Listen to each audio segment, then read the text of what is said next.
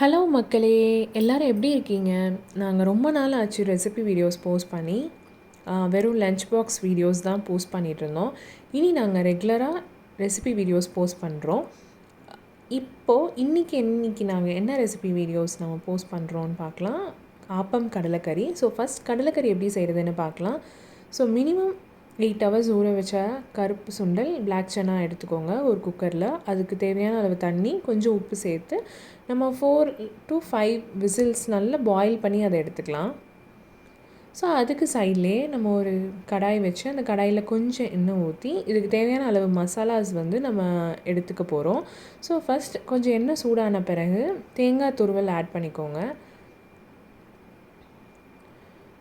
So இந்த தேங்காய் நம்ம நல்லா ஃப்ரை பண்ணி எடுக்க போகிறோம். நல்லா ஒரு பொன்னிறமாக ஃப்ரை ஆகிற அளவுக்கு நம்ம வதக்கி எடுப்போம்.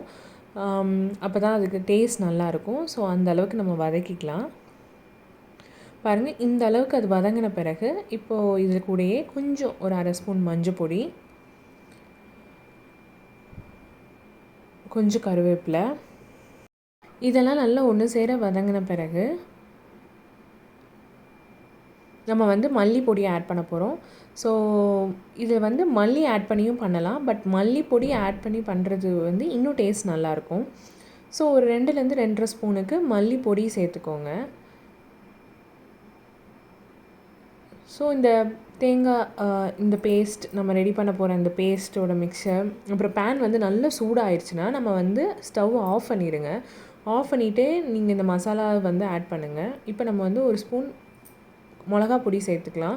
ஏன்னா இதெல்லாம் சேர்த்து நம்ம வதங்கின பிறகு ரொம்ப கருத்துடக்கூடாது. அப்போ ஒரு தீஞ்ச ஸ்மெல் வந்துடும் கடலைக்கறியில். அதனால் நீங்கள் ஸ்டவ் ஆஃப் பண்ணிவிட்டு இது எல்லாத்தையும் நல்லா வதக்கிக்கோங்க.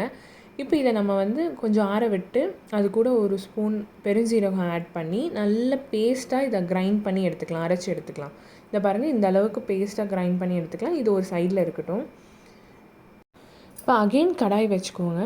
அதுலேயும் தேங்காய் எண்ணெய் சேர்த்துக்கோங்க. நம்ம இந்த டிஷ்ஷை மோஸ்ட்லி தேங்காய் எண்ணெயிலே செய்யலாம். அதுதான் நல்ல ஒரு டேஸ்ட்டு ஃப்ளேவர் தரும். ஸோ நம்ம வெங்காயம், இஞ்சி பூண்டு, இந்த பச்சை மிளகாய் இதெல்லாம் தான் நம்ம சேர்த்து வதக்க போகிறோம். ஸோ அந்த எண்ணெய் நல்லா சூடான பிறகு கட் பண்ணி வச்சுருக்கிற வெங்காயம், ஒரு 1லேருந்து 2 பெரிய வெங்காயம் கட் பண்ணியிருக்கோம். ஸோ அது சேர்த்துக்கோங்க. அப்புறம் கொஞ்சம் பூண்டு, கொஞ்சம் இஞ்சி, இது எல்லாமே சின்ன சின்னதாக சாப் பண்ணி இல்லை நச்சோ நீங்கள் போட்டு சேர்த்துக்கோங்க. அதுவே நல்ல ஃப்ளேவர் தரும்.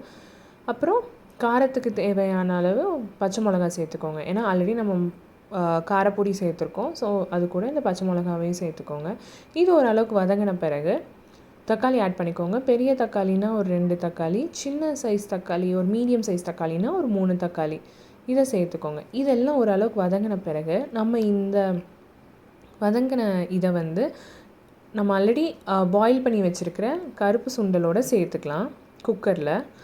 நாங்கள் கருப்பு சுண்டல் மட்டும் எடுத்துருக்கோம். அந்த எக்ஸஸ் தண்ணியை நம்ம ட்ரெயின் பண்ணி ஒரு பாத்திரத்தில் வச்சுக்கலாம். ஸோ நம்மளுக்கு பின்னாடி தண்ணி தேவைப்படும் போது அந்த தண்ணியை நம்ம யூஸ் பண்ணிக்கலாம். ஸோ இப்போ இதெல்லாம் சேர்த்துட்டு இது கூட கொஞ்சம் தண்ணி ஆட் பண்ணி நம்ம இதை நல்லா லிட்டு போட்டு க்ளோஸ் பண்ணி ஒரு விசிலுக்கு பாயில் பண்ணி எடுத்துக்கலாம். ஸோ இப்படி பண்ணால் நல்ல ஓரளவுக்கு நம்மளுக்கு ஒன்று சேர இந்த எல்லாமே நல்லா பாயில் ஆகி நல்லா டேஸ்ட் கொடுக்கும். ஸோ இந்த பாருங்கள், ஒரு விசிலுக்கு நாங்கள் பாயில் பண்ணி எடுத்துட்டோம்.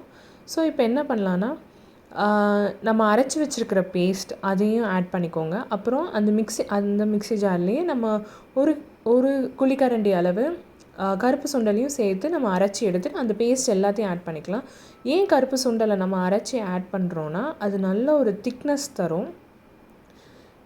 தேங்காய் நம்ம ஆல்ரெடி ஆட் பண்ணியிருக்கோம். ஸோ அதுவே நல்ல ஒரு திக்னஸ் தரும். பட் நீங்கள் இந்த கருப்பு சுண்டல் கொஞ்சம் ஒரு குழிக்கரண்டி அளவுக்கு நீங்கள் அரைச்சி ஆட் பண்ணிங்கன்னா அதுவும் நல்ல ஒரு திக்னஸ் அண்ட் ஒரு டேஸ்ட் தரும். ஸோ அந்த மாதிரி ஆட் பண்ணிக்கோங்க. நம்ம ஆல்ரெடி பாயில் பண்ணும்போது உப்பு சேர்த்துக்கிட்டோம். இப்போ இந்த கிரேவிக்கு தேவையான அளவு உப்பு உங்களுக்கு பார்த்துட்டு நீங்கள் வேணும்னா சேர்த்துக்கோங்க. இப்போ இது நல்லா ஒன்று சேர கொதித்து வரட்டும். இது கொதிக்கும் போதே சைடில் நம்ம இதுக்காக தாளிச்சிடலாம். ஸோ கடாயில் தேங்காய் எண்ணெய் ஊற்றி அதுக்கு நல்ல சூடான பிறகு கொஞ்சம் கடுகு, அப்புறம் காஞ்ச மிளகா, அப்புறம் கொஞ்சம் கருவேப்பிலை சேர்த்துக்கோங்க. இது 3 நல்லா பொரிஞ்ச பிறகு நம்மளுக்கு ரெடியாகி இருக்கிற கடலைக்கறியை இது கூட சேர்த்துக்கலாம். அவ்வளோதாங்க, ரெசிபி முடிஞ்சிருச்சு.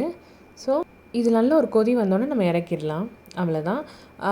இது வந்து நாங்கள் ஃபுல்லாக தேங்காய் எண்ணெயில் தான் செஞ்சுருக்கோம். ஏன்னா அப்போ தான் அது நல்ல ஒரு ஃப்ளேவர் தரும். அண்ட் இது மோஸ்ட்லி கேரளா ஸ்டைலில் தான் செஞ்சுருக்கோம். ஸோ இதுதான் சைட் டிஷ். இது வந்து நீங்கள் ஆப்பம், இடியாப்பம், தோசை எதுக்குனாலும் வச்சு சாப்பிட்லாம். பட் நாங்கள் அன்றைக்கி பர்டிகுலராக ஆப்பம் கூட வச்சு இதை சர்வ் பண்ணோம். ஸோ ஆப்பம் ரெசிபி உங்களுக்கு பின்னாடி வரும். ஸோ அவ்வளோதான், கடலைக்கறி ரெசிபி உங்களுக்கு ரெடி ஆயிடுச்சு. ஸோ இப்போ எப்படி ஆப்பம் செய்கிறோன்னு காட்டுறோம். ஸோ அதுக்கு ஆப்பச்சட்டி எடுத்துக்கிட்டோம். எல்லாேருக்கும் நார்மலாக செய்கிற டிஷ் தான். ஸோ ஆப்பமாவை எடுத்து நாங்கள் ஆப்பம் ரெடி பண்ணிக்கிட்டோம்.